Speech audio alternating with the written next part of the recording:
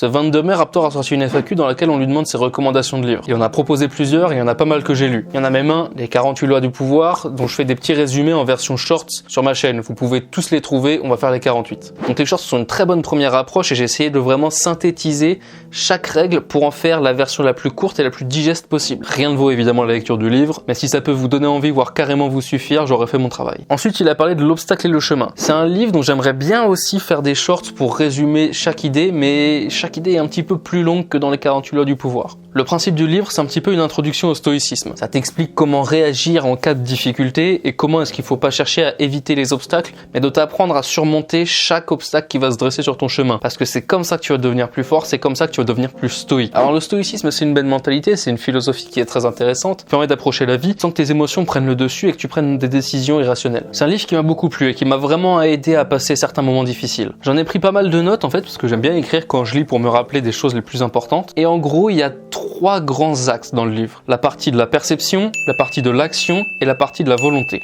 C'est un livre qui peut t'apporter une très solide base sur ton caractère, pour pouvoir être plus solide et pour approcher les événements qui vont arriver dans ta vie. L'acte de la perception, c'est pour dire que ta vision du monde ne dépend que de toi et que les conclusions ne dépendent également que de toi. La première phrase que j'ai notée, c'est « Ta perception change une erreur en une formation ». C'est juste pour dire que si tu changes ta manière de voir les choses, tu changes le monde. Ensuite, une fois que la perception est bonne, on passe à l'action. L'action, c'est la manière dont tu vas accueillir les obstacles. La perception, c'est comment est-ce que tu le vois. L'action, c'est ce que tu vas en faire.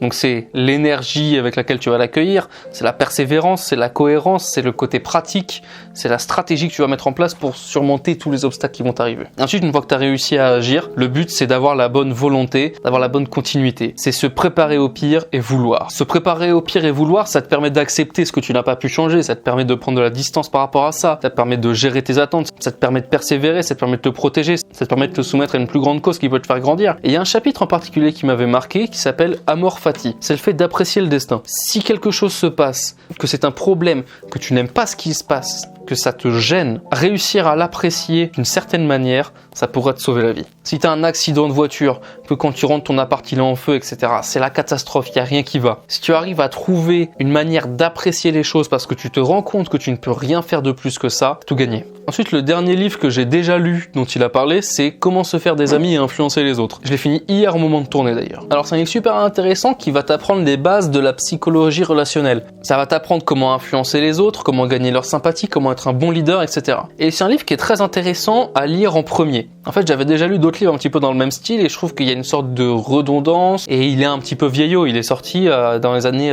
40, je crois, quelque chose comme ça, 40-50. Très bon livre, surtout si c'est un des premiers livres du style que tu lis. Mais, et il y a un grand mais, c'est que dans tous les principes qu'il évoque dans le livre, il y a une condition redondante qui n'est jamais exprimée. C'est ta puissance, ton pouvoir et ta situation par rapport aux autres qui vont te permettre d'effectuer tout ce qu'il y a écrit dedans. Par exemple, prenons un chapitre au hasard. Chapitre 8, comment intéresser les autres, qui explique le principe, parlez à votre interlocuteur de ce qui l'intéresse. Et au début, il prend l'exemple d'un professeur qui est invité chez des amis à lui, et chez ses amis, il y a un enfant de 8 ans qui adore les bateaux. Et il arrive à parler avec cet enfant, il arrive à le faire parler de bateaux tout le temps, et du coup, cet enfant l'apprécie parce qu'il a su parler de quelque chose que lui aimait. Lui, l'enfant. Mais il y a un truc qui n'est jamais dit, c'est justement cette question de pouvoir par rapport aux autres. Si cet enfant, en fait, c'était un complet random qui venait lui parler de bateau, ça fait peur, tu vois, c'est pas un ami de ses parents, c'est pas quelqu'un qui a une position importante dans cette histoire. Alors l'exemple de l'enfant est peut-être mal choisi, et c'est le hasard qui fait ça, mais cette règle fonctionne surtout avec les adultes. Un des plus grands principes qu'il essaye de faire passer à travers le livre,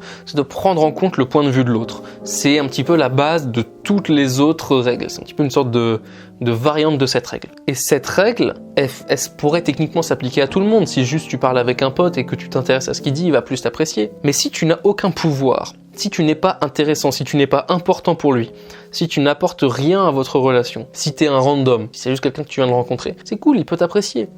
Mais ça sera décuplé, voire même parfois ça sera utile alors que ce n'est pas utile, si tu n'es pas puissant par rapport à lui.